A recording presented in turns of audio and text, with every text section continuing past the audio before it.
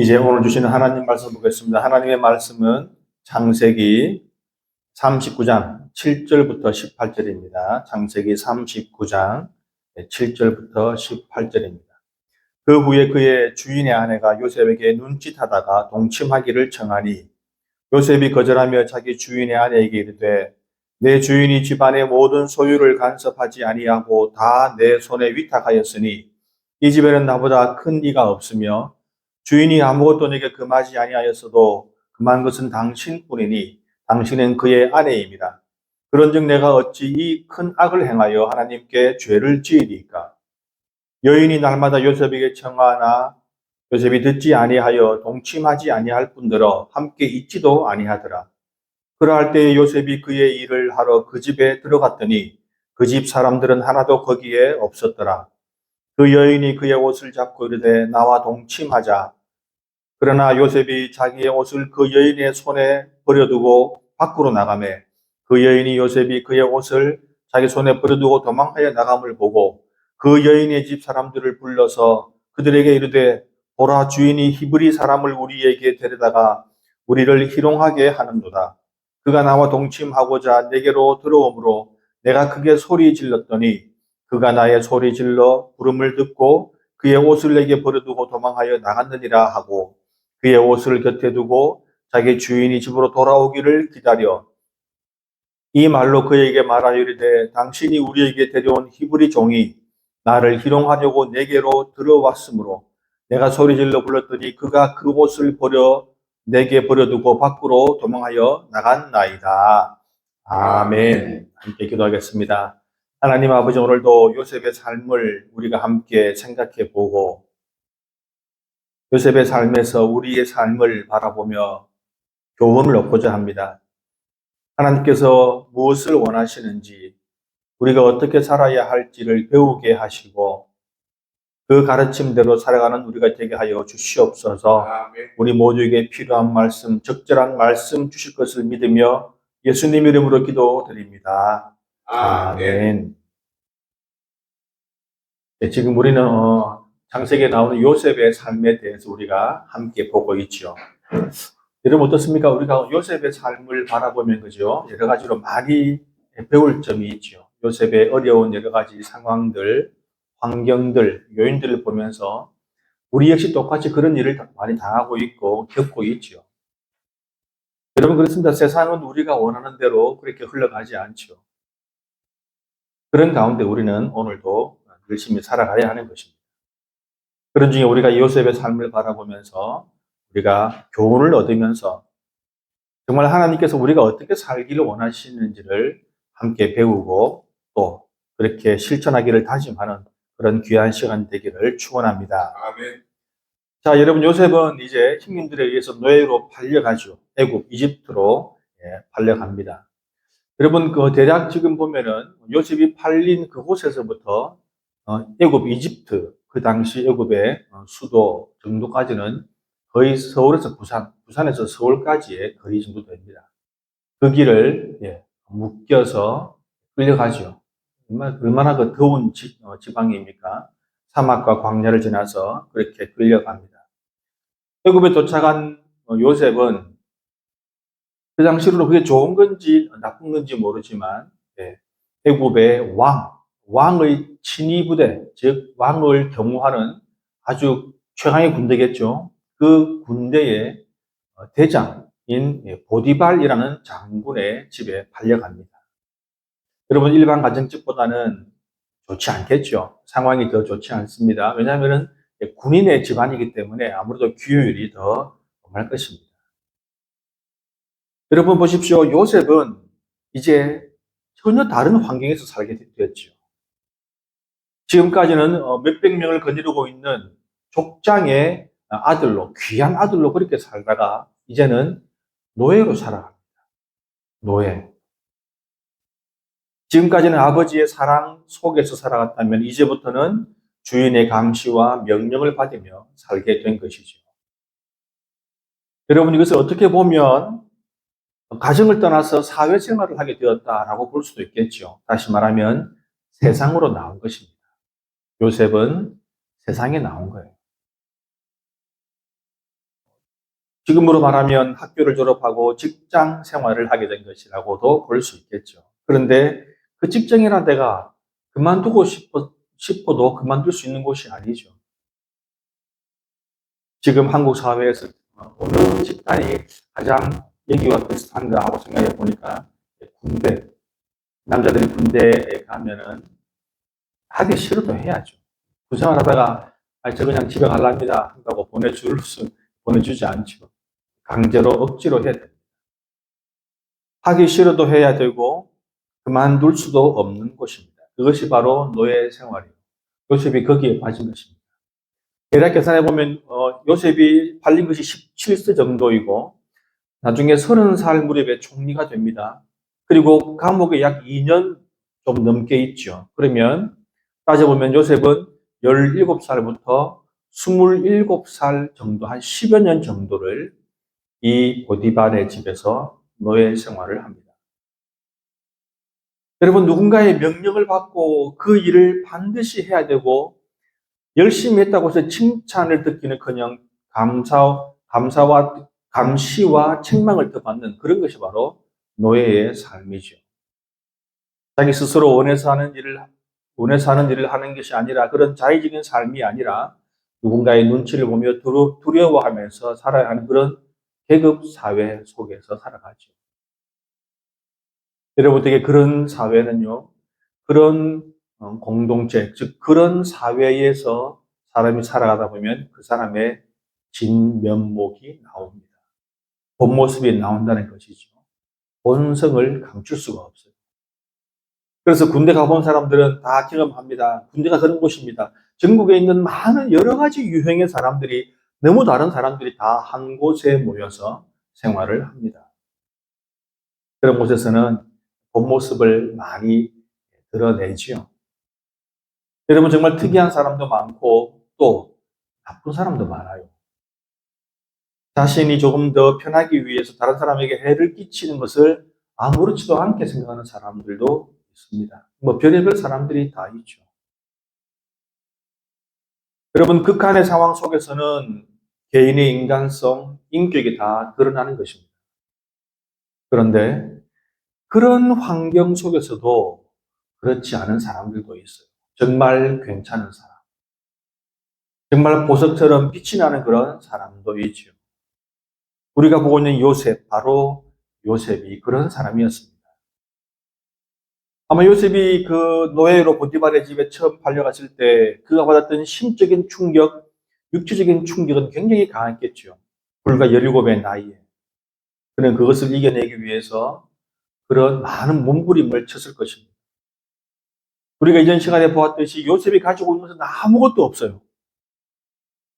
그래서 그가 가지고 있었던 것이 무엇인가? 단 한 가지라고 말씀드렸죠. 바로 하나님. 신앙밖에 없습니다. 여러분, 왜 노예들의 여러분 노예들의 옷을 제대로 입고 있지 않죠? 노예들의 옷을 벗기는가 하면 그런 인간적인 수치심부터 먼저 짓밟는 것입니다. 노예가 인격, 인간성, 그런 것을 가지고 있으면 안 되죠. 그래서 노예는 일부러 발가 벗깁니다. 그렇게 철저히 짓밟히는 그런 가운데서 그가 가지고 있던 것은 오로지 하나님에 대한 신앙, 그것뿐이라고 우리가 전에 보았습니다. 요셉에게 하나님에 대한 믿음은 그가 살아가는 힘이 되었겠죠. 하나님이 내 편이시다. 나에게는 하나님이 계시다. 하나님이 지금 나를 이런 상황 속에서 그냥 버려두지는 않으실 것이다. 요셉은 그것을 갖고 살았습니다. 여러분, 그 이후에 요셉이 보이는 모든 행동들은요, 정말 요셉이 하나님을 믿기 때문에 그렇게 행했을 것이다 라고 밖에 볼 수가 없는 것들이에요. 요셉은 하나님 믿는 신앙인이었기에 남보다 더 정직하고 성실하게 생활했습니다. 그 결과 세월이 흐르고 그의 주인 보디발이 요셉을 주목하기 시작했습니다. 그 주인은 요셉이 다른 사람들과는 뭔가 다르다, 다른 노예들과는 다르다는 것을 그는 느꼈습니다. 그리고 그것이 요셉이 그렇게 행동하는 것이 그의 믿음, 하나님과 연관되어 있다는 것도 그는 알았겠죠. 진실되고 성실한 사람, 지혜로운 사람, 거기다가 하나님에 대한 믿음이 굳건한 사람. 여러분, 그런 사람을 그 주인이 놓칠 리가 없지요. 그래서 이 나이 어린 이방인인 이 요셉을 그 가정의 총으로 삼습니다. 그리고 모든 재산의 관리와 감독과 살림살이를 그에게 다 맡기죠. 여러분, 요셉은 지금 아무리 많이 봐도 20대겠죠. 그렇다면 그것은 무엇을 의미합니까? 나이를 떠나서 요셉보다 더 나은 사람이 없다는 거예요. 더 진실된 사람, 더 성실한 사람을 보기 힘들다는 거죠. 그래서 그 보디발은 이 노예를, 이 사람을, 요셉을 그 가정의 총으로 세웁니다. 요셉은 그 세계에서는 그래도 나름 성공했죠. 최하층의 노예는 아니었으니까. 여러분, 그 성공의 이유를 우리는 그렇게 말할 수 있습니다. 하나님과 긴밀한 관계의 삶을 살았다. 하나님을 가까이 했다는 것이죠. 하나님의 가르침을 기억했다는 것입니다. 성도 여러분, 우리는 여기서 정말 중요한 삶의 원리를 한 가지 발견합니다. 하나님과의 긴밀한 삶. 것이죠. 그것을 우리는 코람데오 정신이다. 여러분들이 많이 들으셨죠? 코람데오. 하나님 앞에서. 신전의식이라고 하죠. 나는 그냥 내 마음대로 사는 사람이 아니라 하나님 앞에 서 있는 사람이다. 하나님 앞에서 살아가는 사람이다. 하나님이 나의 모든 것을 다 보고 계신다.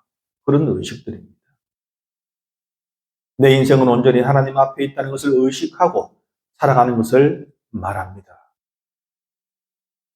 편의점에 붙어 있는 엄마가 보고 있다 정도가 아니라 하나님께서 보고 계신다. 바로 그런 정신이죠. 하나님이 보고 계심으로 무슨 일을 하든지 정직하게 하고 성실히 하는 것입니다. 고작 노예의 삶을 살면서 무슨 정직과 성실을 찾느냐 그렇게 말할 수도 있겠죠. 여러분, 그것은 그러나 패자가 하는 말입니다. 지금 내가 하는 일이 보잘것 없으니까 아무렇게 해도 된다. 남을 속여도 괜찮다. 그것은 하나님 앞에 선 자의 모습이 아닙니다. 요셉은 그렇게 살지 않았죠. 여러분, 정말로 놀라운 것은요, 요셉의 이 정신이 먼 훗날 사도 바울이 동역자 디도에게 보낸 디도서라는 그 서신에도 등장하죠. 그러니까 요셉의 삶의 정신과 그 이후에 그리스도인이 가져야 될 정신이 서로 일맥상통한다는 것입니다. 사도 바울은 그렇게 말합니다. 종들은 자기 상전들에게 범사에 순종하며 기쁘게 하고 거슬러 말하지 말며 훔치지 말며 오히려 모든 참된 진실성을 나타내게 하라. 이는 범사에 우리 구주 하나님의 교훈을 빛나게 하려 함이라. 바울이 종들에게, 그리스도인 종들, 그 당시 교회는 종들도 나올 수 있었어요. 주인들이 허락했죠. 그래서 바울이 말합니다. 종들은 이렇게 하십시오. 주인들은 종을 괴롭히지 마십시오. 하나님이 보고 계십니다.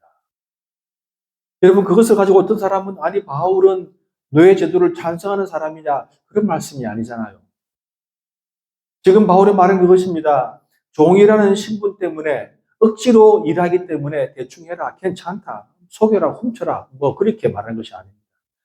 우리가 어떤 상황에 있든지 내가 어떤 일을 하든지 그 일이 나를 기쁘게 하든지 아니든지 즐겁든지 아니든지 내가 맡은 일에 최선을 다하라는 것입니다.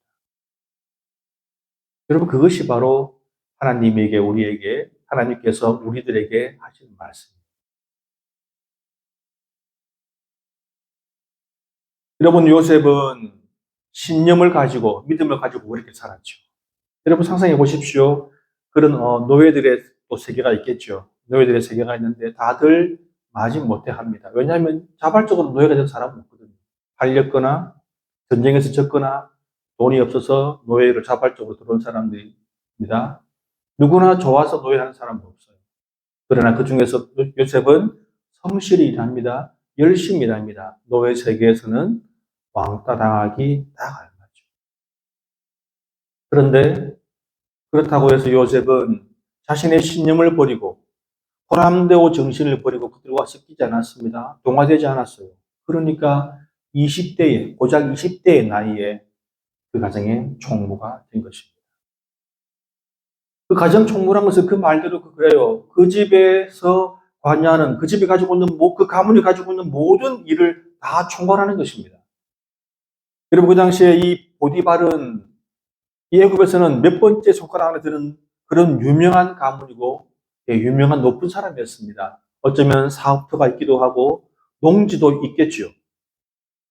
그 밑에 하인들 중에서는 사업을, 농사에, 농사를 짓는 일꾼들도 있었고, 또 사업을 또 관장하는 그런 사람들도 있었습니다. 그 모든 것을 총괄하는 거예요.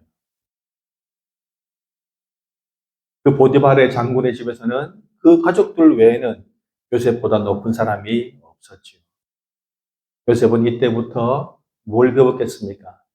사람을 관리하는 인사 부분에 대해서 배우고, 경영을 배우고, 경제를 배우고, 그 농사 일에 대해서 배우고, 모든 것을 다 총괄적으로 배우게 되겠죠. 그리고 요셉은 그의 총명한 머리로 그것을 잘 익혀갔습니다. 성도 여러분, 우리가 한 대로 요셉은 나중에 애굽의 총리가 되죠. 여러분, 총리는 아무나 합니까? 지혜가 있어야 되고 지식이 있어야 되겠죠. 어떻게 이 요셉이 총리가 되고 총리 일을 했겠습니까? 바로 여기에서, 보디발의 집에서 그 모든 것들을 배웠던 것이죠. 여러분, 애굽 왕 바로가 꿈 하나에서 잘했다고 요셉을 덜컥 총리로 세웠겠습니까? 이 왕이 요셉을 불러 이야기해 보았을 때, 그의 꿈 해몽하는 것을 보았을 때에 그가 사람을 시켜서 알아보았겠죠. 요셉에 대해서 어떤 사람인가? 그 보디발의 집에도 사람을 보냈겠죠. 어떤 사람인지 알아보았을 것입니다. 그가 감옥에 갔던 것도 억울한 것이라는 것을 다 알았을 것입니다. 왕이 요셉을 불러서 그와 이야기해 보니 그가 가지고 있는 해박한 지식들, 그 많은 지식들, 경영과 인사에 대한 지식들, 그리고 총기, 지혜가 남다름을 보고 그에게 총리직을 제안하고 총리의 일을 맡겼던 것입니다. 그리고 특별히 요셉은 무엇이 있습니까? 믿음. 아마 여러분, 왕은 그 요셉의 믿음을 대단히 높게 보았을 것이에요. 왜냐하면요, 하나님에 대한 믿음이 굳건한 사람은 사람들에게도 함부로 하지 않습니다. 사람들에게도 믿음을 보이거든요. 그러니까 요셉의 많은 장점들과 더불어 하나님을 정말로 믿는 사람이구나, 하나님 앞에 겸손한 사람이구나, 하나님을 잘 섬기는 사람이구나, 그것이 그 애굽 왕의 눈에 정말로 기쁘게 보였을 것입니다. 성도 여러분, 그렇습니다. 지금 우리가 하는 일, 여러분들이 맡고 있는 일, 우리가 해야 하는 일, 그것이 어쩌면 그 일에 대해서 우리가 열심히 일을 감당했을 때 어쩌면 우리에게 더 큰 은혜가 주어지고 하나님의 더 큰 사랑이 또 부어주시는 놀라운 은혜가 임하실 것입니다. 네. 아니, 여러분, 그런 계산이 없어도, 그런 계산이 있든 없든 우리는 우리가 맡은 일에 최선을 다해야 하는 것입니다. 그것이 바로 코람데오 정신이고, 그 코람데오 정신이 바로 미국의 청교도 정신이며, 그 정신을 우리는 지금 이어받고 있는 것입니다. 이렇게 요셉은 그 가족의 품에서 벗어나서 세상으로 나와서 노예로서의 고된 삶을 살다가 노예가 올 수 있는 최고의 자리, 가정 총무의 자리까지 오르게 되었죠. 여러분, 성경은 그렇게 말해요. 이것이 모두 다 하나님께서 요셉과 함께 하심으로 형통하게 하신 것이다. 노예로 팔린 것도 형통한 것이고, 노예로 들어가서 그 집에, 보디발 집에 팔려간 것도 형통한 것이고, 그 집에서 일할 때도 형통한 것이고, 그리고 가정 총무로 올라간 것도 형통하다. 여러분, 그래서 우리는 결론을 내려야 됩니다. 잘 돼서 형통한 것이 아니라, 형통한 삶이란 형편이나 상황이 아니라 내가 하나님의 사람임을 똑바로 알고 그 현실대로 살아가는 것. 하나님과 긴밀한 관계를 가지고 살아가는 것, 여러분, 그것이 바로 형통입니다. 그러니까 지금 나의 상황을 보고 나는 형통이 아니라 괴롭습니다. 죽지 못해 삽니다. 그렇게 생각하시면 안 돼요. 우리가 하나님을 붙잡고 있는 그 상황이 이미 하나님이 나와 함께 하시고 하나님이 행동하게 하고 있는 것입니다. 자, 이렇게 요셉은 겨우 최악의 삶을 면하고 인간다운 모습의 삶을 살게 되었는데, 그런데 그런 생활도 그렇게 오래 가지는 못합니다. 생각지도 못했던 시련이 찾아오지요. 바로 세상에 만연해 있는, 이 세상을 가득 채우고 있는 인간의 욕구와 유혹입니다. 그것 때문에 요셉은 어려움을 당합니다. 여러분, 인간이 사는 세상에는 수많은 욕구들이 있죠. 욕구는 인간의 본능입니다. 그래서 욕구라는 것은 사실 나쁜 것도 아니고 좋은 것도 아니고 가치 중립적인 것이죠.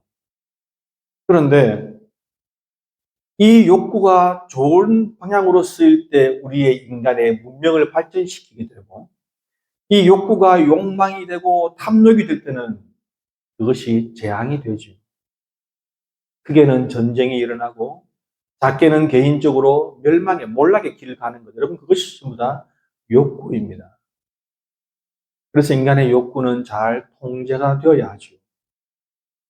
여러분, 욕구가 통제가 되지 않으면요, 그 욕구 때문에 남을 유혹하기도 하고 남에게 유혹을 받기도 하죠. 지금도 뭐 하루에 몇 번씩 우리들의 전화기로 오는 보이스 피싱, 여러 가지 사기들 뿐만 아니라 여러 가지 많은 것들이 이 욕구와 연관이 되어 있습니다. 여러분, 그래서 성경은 그렇게 말합니다. 절제에 대해서 굉장히 많이 말을 이야기해요. 그런데 사실 우리가 여러분 절제하려고 해도 사실 잘 안 됩니다. 왜냐하면 인간의 본능이거든요. 본능을 억누른다는 것이 얼마나 힘이 듭니까? 특히 성적인 욕구는 통제하고 절제하기가 더 힘든 것이 사실입니다. 요셉이 일하고 있는 바로 그 가정에 그 집의 여주인이 보디발의 아내가 바로 그런 사람이었어요. 욕구가 생긴 것을 통제하지 못하고 절제하지 못해서 요셉을 유혹하기 시작한 것입니다. 성경을 보니까 요셉은 용모가 빼어나고 아름다웠다라고 말씀합니다. 남자가 대체 어떻게 생기면 빼어나고 아름다웠을까? 지금 여러분들 가운데 여러분들 머릿속에 드는 남자의 형상이 있죠.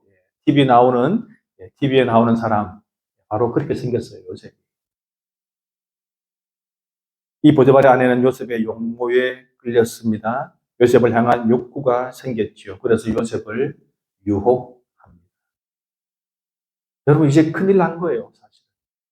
요셉은요, 여러분, 이 유혹을 받는 그 순간부터 이미 그의 인생은 거의 끝난 것이죠. 왜냐하면 거절해도 문제고 응해도 문제가 되는 것이죠. 여러분, 상대는 지금 요셉은 노예이고 상대는 주인입니다. 여주인이죠. 그 여주인은 요셉의 생사를 좌우할 수 있어요. 죽이고 살리고 할 수 있다니까요. 그런 사람이 어떤 요구를 합니다. 여러분들이면 어떻게 하겠습니까? 상대는 절대 권력자입니다. 그의 요구를 받아들여도 문제이고 특히 거절했다가는 어떤 일을 당할지 모릅니다. 요즘으로 말하면 위력에 의한 성범죄의 덫에 빠진 것이죠. 요셉은 정말 막다른 벼랑 끝에 서게 된 것입니다. 자, 어쩌면 이 순간에 그나마 살아날 수 있는 가능성이 많은 길이 무엇입니까? 거기에 응하는 것이죠. 그러나 그 반대로 거부한다면 파멸입니다. 요셉은 그 갈림길에 섰지요. 그리고 요셉은 그 두 가지 길 가운데 그나마 살아날 수 있는 길을 택하지 않고 파멸의 길을 택하게 됩니다. 보복을 당하겠죠. 성도 여러분, 요셉은 왜 그랬을까요? 여러분, 어찌 보면 그 여주인과 요셉은 똑같이 유혹을 당한 상황입니다. 그 여주인은 요셉이 물론 의도적으로 한 것은 아니지만 요셉의 그 외모에 유혹을 받았고 요셉은 여주인의 노골적인 그리고 강압적인 유혹을 받았죠. 유혹을 받은 것은 마찬가지라 볼 수 있습니다. 그러나 그 결과는 정말 다르게 나타나죠. 여러분, 요셉은 무엇이 달랐습니까? 요셉은 왜 살아날 수 있는 길을 거부하고 파멸의 길, 멸망의 길을 스스로 걸어갔습니까? 먼저 요셉은 해서는 되는 것과 하지 말아야 할 것을 명확히 알고 그것을 지키고 있었지. 오늘 본문의 8절을 보십시오. 뭐라고 하고 있습니까? 내 주인이 집안의 모든 소유를 간섭하지 아니하고 다 내 손에 위탁하였으니 이 집에는 나보다 큰 이가 없으며 주인이 아무것도 네게 금하지 아니하였어도 금한 것은 당신뿐이니 당신은 그의 아내입니다. 요셉은 가정 총무입니다. 노예 중에 가장 높은 위치에 올라왔어요. 뭐든지 다 할 수 있습니다. 그러나 그가 하지 말아야 할 것을 그는 분명히 알았죠.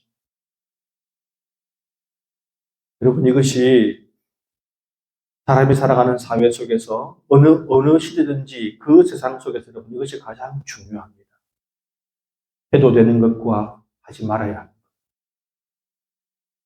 여러분, 우리들에게 있어서 신앙은요, 하나의 울타리 같은 것이라고 말씀을 드렸죠. 여러분, 신앙은 우리의 울타리입니다. 울타리는요, 외부의 적으로부터 우리를 보호해 주는 것이지만 동시에 이것을 넘어가지 말라는 것입니다. 넘어가지 말아야 할 선을 보여주며 경고하는 것이죠. 이것은 마치 창세기의 에덴 동산의 선악과와 같은 것입니다. 여러분, 선악과가 왜 있어야 하며 왜 중요한 것입니까? 선악과는 이 선을 넘어가지 않으면, 이 선만 넘어가지 않고 네가 마음대로 하면 마음대로 해도 내가 너에게 복을 주겠다. 그런 약속이죠. 그와 동시에 이것을 넘어가면 너는 망할 것이다. 경고입니다. 여러분, 우리의 신앙은 끊임없이 우리에게 위로를 주고 힘을 주지만 동시에 끊임없이 우리를 경고하죠. 이것은 하지 마. 이것은 하면 안 돼. 이렇게 하면 망한다. 하나님이 그렇게 말씀하시지 않으셨잖아. 하지 마. 하는 그런 경고인 것입니다. 여러분, 죄라는 게 뭡니까? 죄는 결국 선을 넘어가는 거죠. 여기까지만 가야 하는데 넘어가는 거. 이게 바로 죄입니다. 탐내서는 안 될 것을 탐내고 손대서는 안 될 것을 손대고 갖지 말아야 할 것을 가지는 것. 그것 때문에 큰일이라는 거 아닙니까? 사람이 그 선을 알고 그것을 지키는 것. 나에게 주어진 것을 알고 그것에 감사하며 만족하는 삶.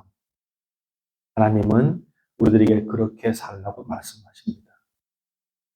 그래서 로마서 12장 3절에는 그렇게 말씀하고 있죠.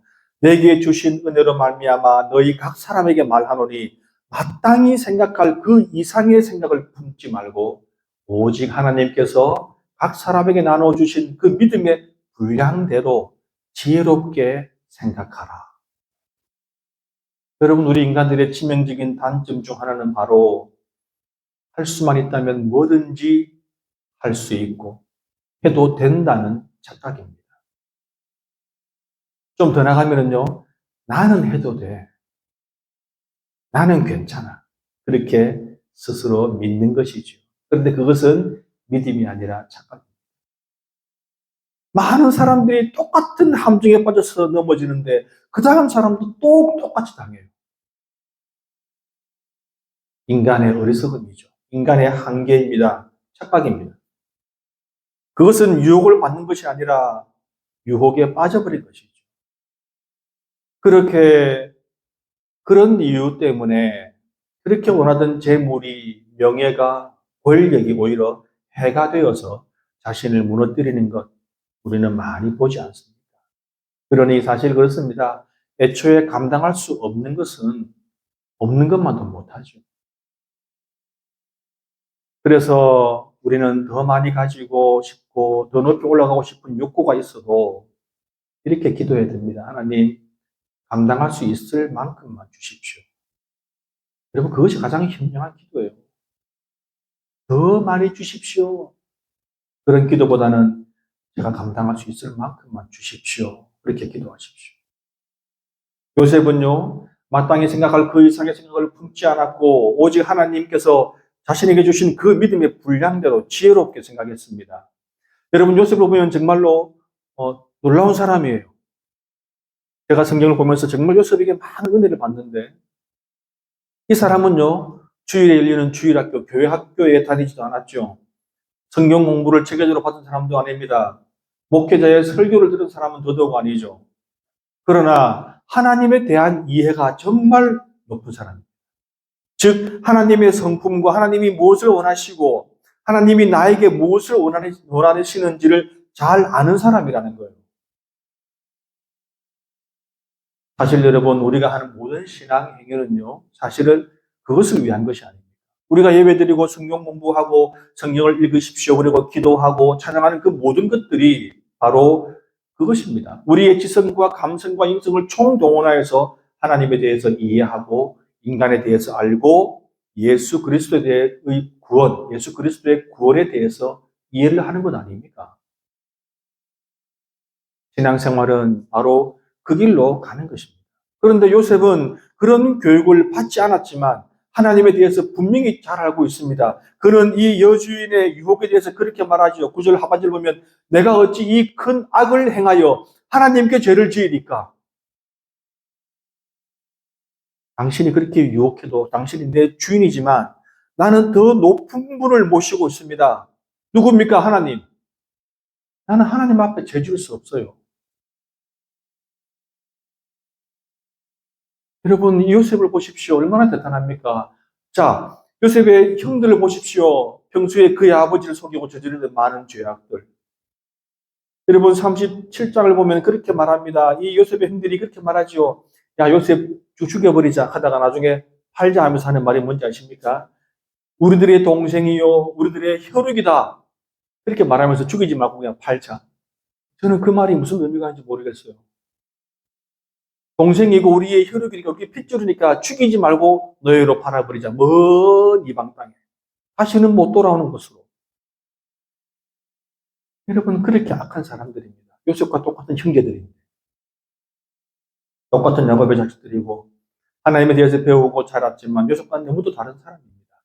그들은요, 하나님을 알았겠죠. 왜? 야곱이 아버지가 제사를 지내니까. 같이 하나님께 예배를 하니까. 그런데 예배를 드렸지만 하나님에 대해서 알았지만 하나님을 이해하지는 못했죠. 하나님이 어떤 분이신지, 하나님이 나에게 어떻게 살라고 말씀하시는지 모르는 사람입니다. 여러분, 우리가 창세기 38장을 건너뛰었죠. 물론 요셉의 이야기가 아니기 때문에 건너뛰었습니다. 요셉의 넷째 형 유다의 부끄러운 이야기입니다. 성욕을 주체하지 못한 한 인간의 숨기고 싶은 역사, 할 수만 있다면 제가 이 성경에서 빼버리고 싶은 정말 부끄러운 역사죠. 누군가 예수 믿지 않는 사람이 본다면 우리의 낯이 뜨거워질 만한 그런 내용이 안에 들어있습니다. 그러나 성경은 숨기지 않아요. 여러분, 유다가 누구입니까? 다윗의 직계조상입니다. 예수님의 직계조상이에요. 우리는 직계조상이면은 뭔가 꾸미고 싶죠. 좀 뭔가 자랑스럽게 그렇게 하고 싶습니다. 영웅으로 묘사하고 싶죠. 마치 용비어천가 제1장 첫 구절이 해동의 육룡이 나르샤 세종을 비롯한 그 조상들을 일부러 칭송하고 높이는 그런 것입니다. 그러나 성경은 그렇지 않죠. 여러분, 요셉은 다른데 왜 이 형들은 이런 삶을 살까요? 여러분, 중요한 것은 이런 행동들은 하나님을 무시하는 행동이기도 합니다. 여러분, 우리가 저지르는 믿음이 아닌 행위들, 나쁜 행위들요, 그런 거 우리가 저지르면 하나님께서 너무 괴로워하신다. 하나님께 우리가 하나님을 무시하는 그런 행동이라는 것입니다. 그러므로 요셉은 그것을 분명히 했지요. 나는 하나님 앞에 죄를 지을 수 없습니다. 여러분, 우리가 죄를 지으면 이 세상이 나를 벌하기 전에 하나님이 먼저 가슴 아파하시고 하나님이 괴로워하신다는 것입니다. 그래서 잠언에서는 이렇게 말하고 있지요. 그를 높이라. 그리하면 그가 너를 높이 들리라. 여러분, 우리가 하는 선행이, 사랑의 행위들이 하나님을 높이는 것입니다. 그러면 우리는 하나님이 높이신다는 것입니다. 야고보서 4장도 그렇게 말하고 있습니다. 주 앞에서 낮추라. 그리하면 주께서 너희를 높이시리라. 여러분, 요셉은 하나님을 알고 하나님을 두려워했기에 절대 그 주인의 요구에 응할 수가 없었습니다. 그래서 그 유혹, 세상에 나와서 처음 받는 그 큰 두려운 유혹을 이겨냈던 것입니다. 성도 여러분, 성경이 말하는 하나님의 말씀, 하나님의 법은 언제나 세상의 법보다 상위에 있습니다. 세상의 법과 도덕과 윤리보다 위에 있다는 말입니다. 다시 말하면 우리가 하나님의 말씀만 잘 지키면 우리는 세상의 법 정도는 신경 쓸 필요가 없다는 것입니다. 세상의 윤리와 도덕 필요 없어요. 왜? 우리는 이미 하나님 말씀만 잘 지키면 그 안에 다 포함되어 있기 때문입니다. 성도 여러분, 세상에는 많은 유혹이 있다고 서두에 말씀을 드렸습니다. 그 유혹에 넘어가느냐 아니냐는 우리의 선택입니다. 그런데 그런 유혹이 우리가 감당할 만한 수준이 아니라면 우리는 하나님 앞에 서 있다는 것을 기억해야 합니다. 여러분, 유혹을 나 혼자 힘으로 이기겠다? 불가능합니다. 그래서 생각하십시오. 나는 하나님 앞에 서 있다. 어떤 유혹이 나를 괴롭히면 그렇게 말씀하십시오. 나는 하나님 앞에 서 있다. 코람 데오. 하나님 앞에서의 삶. 그것을 기억하십시오. 하나님께서 하지 말라 하시면 하지 마십시오. 하나님께서 기뻐하지 않으신다고 생각하면 하지 마십시오. 그렇게 자신을 낮추고 우리를 낮추고 하나님을 높이는 그런 삶. 바로 그것이 고람대오입니다. 우리 모두가 하나님 앞에서 살아가며 하나님을 높이는 그런 인생이 되시기를 주님의 이름으로 축원합니다.